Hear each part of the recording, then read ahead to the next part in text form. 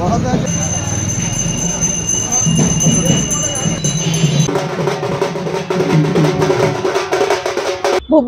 यार ऐतिहासिक बलद यात्रा सारा विश्व में प्रसिद्ध लाभ करिछि।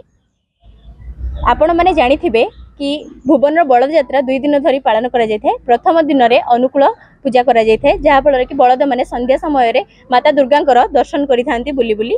एवं द्वितीय दिन रे रावण पोड़ी अनुष्ठित होता है। यह परे बलद माने संध्या 7टारू आरंभ करी तापर दिन सकाळ पर्यंत सारा ग्राम भ्रमण करिथांती माँ बणिचारी निकट में यह शेष करिथांती। तेणु आम भुवन बलद यात्रा अति नियारा। यह पशु और मनुष्य मध्य तार संपर्कर वार्ता दी थाए एवं वाणिज्य कारोबार आग काल जो आमर थोरिया समाज लोक मैंने बाहर को बलद पिठी रखी जो वाणिज्य कारोबार करुथिले, लुणर आदान प्रदान करुथिले, ताहा मध्य यह वार्ता देउची। तेणु यह संपूर्ण भाव में नियारा और परंपरा रे आमर भुवन बलद यात्रा चली आसी आज पर्यंत।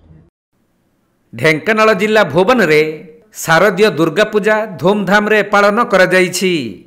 तेबे मां को दशमी पूजा अवसर रे एठारे नियारा परंपरा अनुजाई प्रसिद्ध बलद यात्रा अनुष्ठित होइथाय। भुवनर दशहरा विश्वविदित कारण गोटे पशु आउ भारवाही पशु पाई एक सश्रद्ध निवेदन।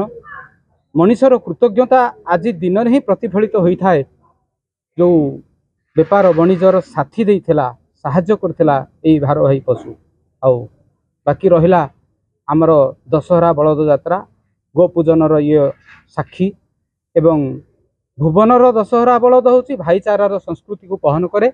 प्रत्येक साई गोटे लेखे मेढ़ गोटे लेखे सुदृश्य विमान को मुंडेई एवं शोभायात्रा वाद्य नहबतर ताले ताले प्रत्येक दशहरा बलद परिक्रमा करती, भुवन परिक्रमा करती। एवं एबर्षर शारदीय पार्वण दुर्गा पूजा समस्त मन भितर गोटे भाईचारा सृष्टि करू।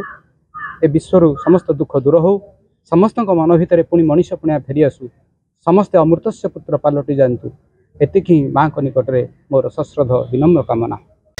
ढेंकानाल जिला भुवनरू पूर्णचंद्र साहू रिपोर्ट, कोणार्क लाइव।